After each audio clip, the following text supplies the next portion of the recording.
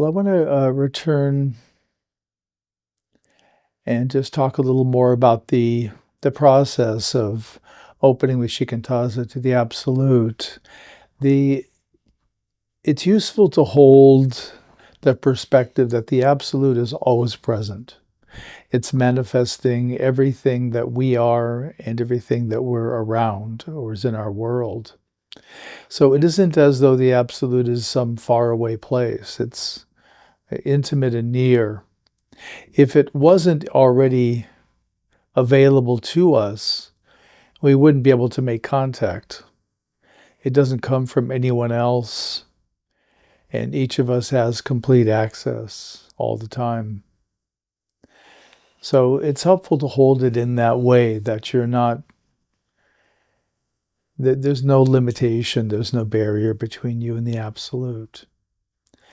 And as we practice, as I mentioned, doing practices like the breath awareness concentration practice prior to shikantaza, for example, can be really beneficial if you're feeling like some deepening of concentration. Meditative concentration would be helpful. Same with the heart practices. All the heart practices are ones that are beneficial to develop, and there may be reasons we develop one over another. I think the approach that I advocate is to start with upekkha, start with acceptance, accepting the truth of this moment, letting what's here land more fully.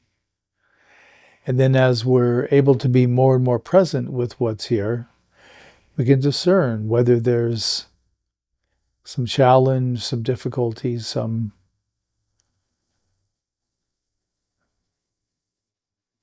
quality that's difficult to be with, that the acceptance can help.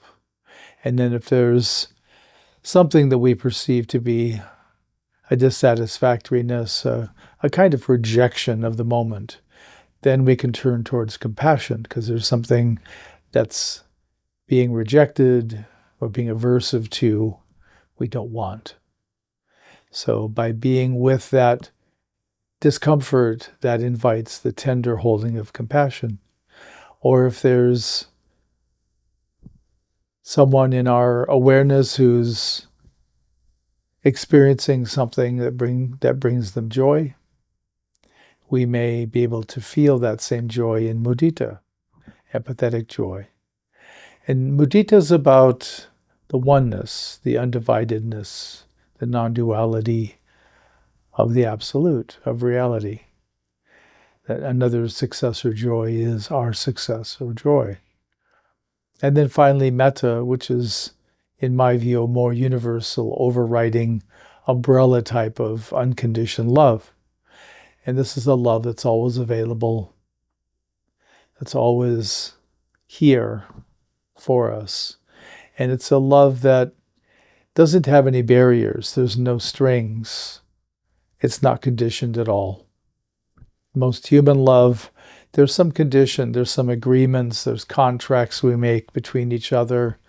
I'm going to behave in this way towards you, and you're going to behave this way towards me, and we agree to exchange love for those behaviors. And this is a love that doesn't have that. There's no condition. Many people carry around a deep sense of worthlessness, of failure, of being broken in some unfixable way. And this prevents us from fully engaging with the love qualities of the absolute and the absolute itself, because we believe we're not okay to abide in the absolute. We're not welcome. And that's where the heart practices can help soften this harshness, this self-judgment. Being with that love and the acceptance lets us soften some of our harsh self-definitions. And at some point we begin to realize that we're welcome in these heart qualities, regardless of what we've done in the past, regardless of who we are. No matter how we carry remorse and guilt and shame in our own consciousness, none of those are a exclusionary factor to the absolute. So we're always loved exactly as we are, without condition, without hesitation. So learning to accept that and take that in is really, really helpful. And while we do that, we also begin to engage in a distant way this core wound of unworthiness. The unworthiness, as you may recall, the core wound, in my teaching,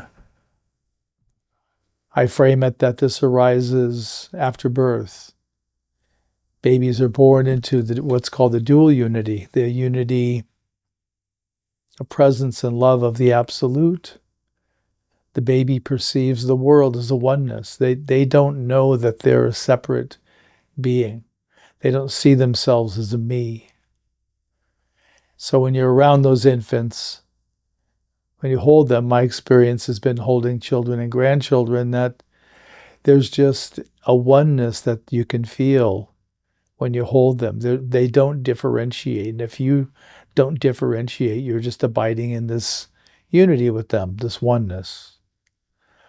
Later, as they grow older and they begin to realize that need comes from within, for food, affection, clean clothes, all that all the need all comes from within, and the solution comes from outside. We don't know how to satisfy our hunger. We can't change our own clothes. We seem unable to offer ourselves affection and love.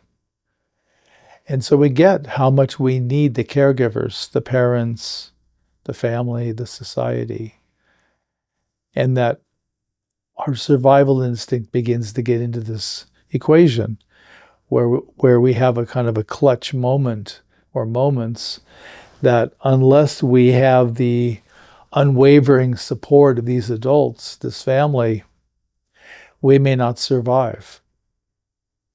And so there's a kind of desperation that comes into it. And this helps split the undividedness. It helps us begin to isolate ourselves, silo ourselves, and begin to see ourselves as this individual that has a lot of needs. And when we do the turn away from the absolute, the presence and love, every infant takes it as self-blame.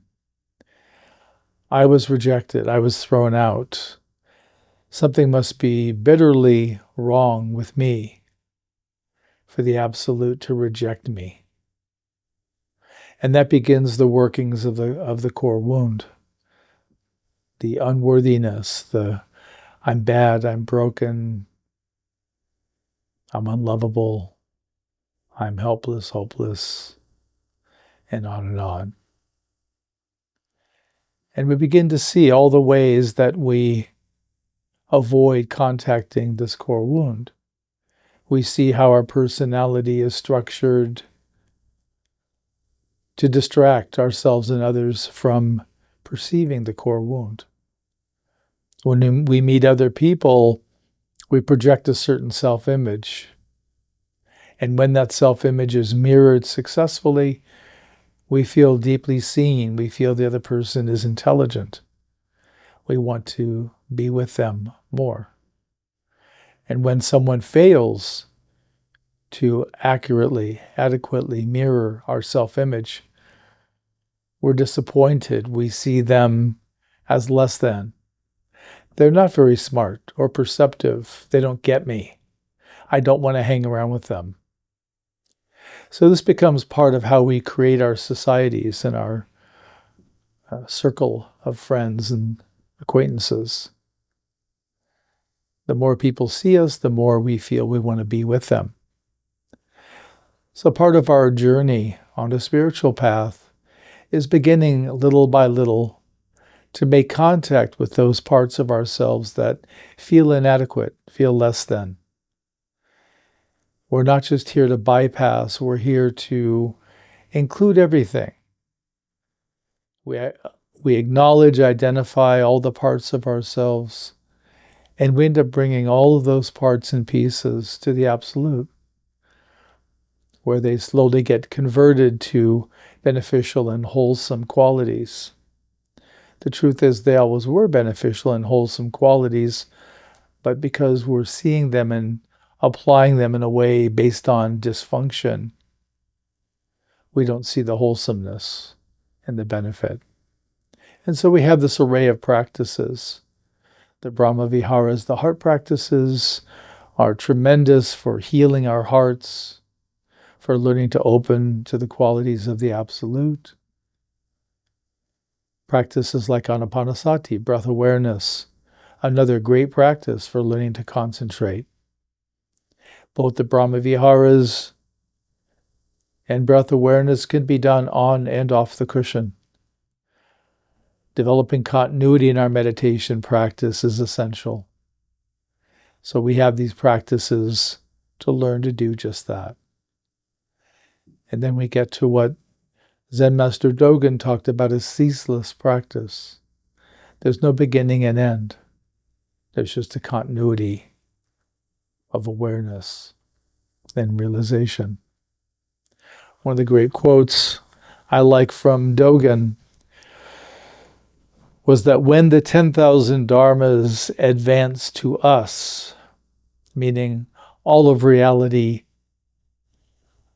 comes to us, that's called enlightenment. When we go to the 10,000 dharmas, when we go out to contact the world around us by asserting ourself, that's delusion. So it's an easy way to gauge where we are. Are we going out trying to contact, trying to convince what's outside of us, who we are, to have that seen and reflected? Or are we content to not know who we are and let the world reach us in our not knowing? Any questions or comments at this point? Yeah, and just approach the felt sense of unworthiness or brokenness. Just let it be there, understanding that virtually every human has this operating all the time. And so understanding that this is normal, not abnormal. And then letting yourself become more familiar with it. Come close, touch into it, be curious, feel the effects.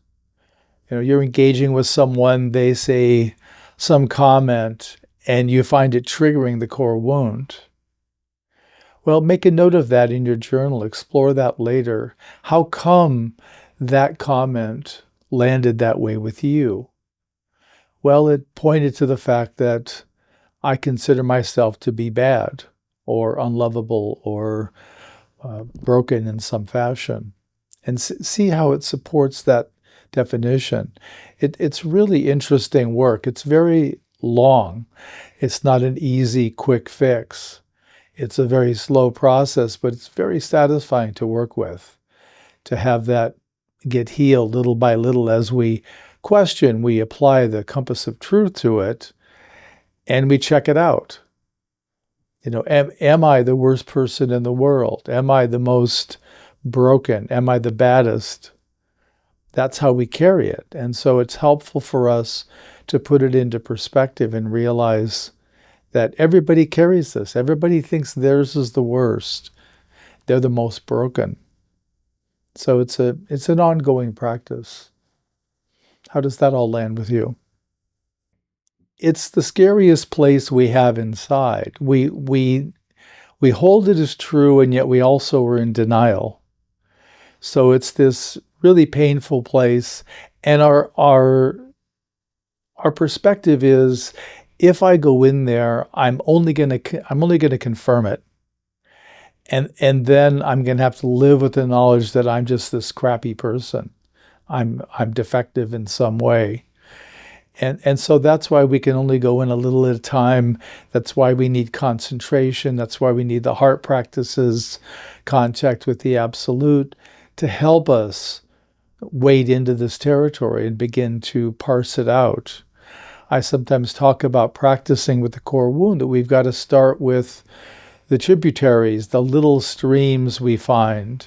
We work those and we liberate those.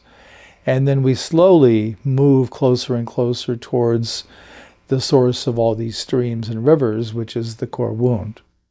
But it takes years to work. And it's not something we have to resolve. That's important to know. We can be very functional, very happy, very content in our lives without resolving the core wound. But it helps to work it nonetheless and improve that self-opinion. Everybody's working it over time, absolutely. I see that in all my students, that everybody's working it and it's improving. And the real question is, do you believe the core wound? Is it true? Because if we're holding it still, yes, it's true. We're still working it. If we're getting to where, well, it's not always true, or it's maybe not true all the time, then that starts giving us some room to get in there and work and realize it certainly isn't true all the time. People have ones that I'm the most or I'm unlovable, and they carry it that they're the single most unlovable person on the planet. Well, that's probably unlikely. There's probably one person who's worse.